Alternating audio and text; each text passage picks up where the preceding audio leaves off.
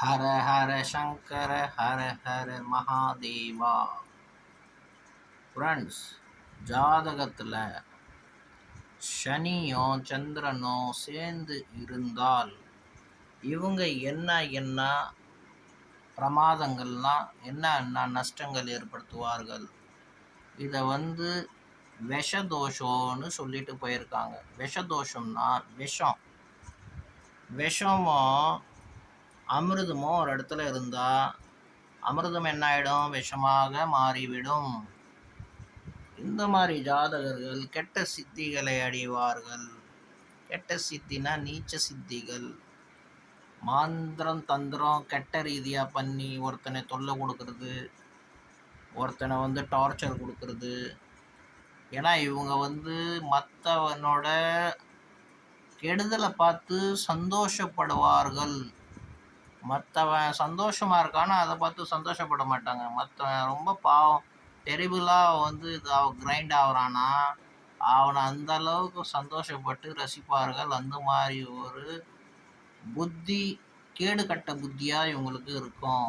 எல்லா விதத்துலேயும் நெகட்டிவாக தான் யோசிப்பாங்க, பாசிட்டிவாக யோசிக்கவே மாட்டாங்க. அமிர்தமோ விஷமோ ஒரு இடத்துல சேர்ந்தன்னாவும் வைராக்கியமோ பாசிட்டிவும் சேர்ந்ததுன்னா இது கண்டிப்பாக நல்ல காம்பினேஷன் இருக்காது. திடீர் முடிவு, சட்டுன்னு பேசுகிறது, பேசக்கூடாது பேசுறது. நீங்கள் கேள்விப்பட்டிருப்பீங்க, காரியகார மென்டல் எல்லாமே தெரியும், ஏன்னா மென்டல் மாதிரி நடிப்பான். உதாரணத்துக்கு ஒரு பொம்பளை மென்டலாக நடிச்சிட்டு இருந்தது.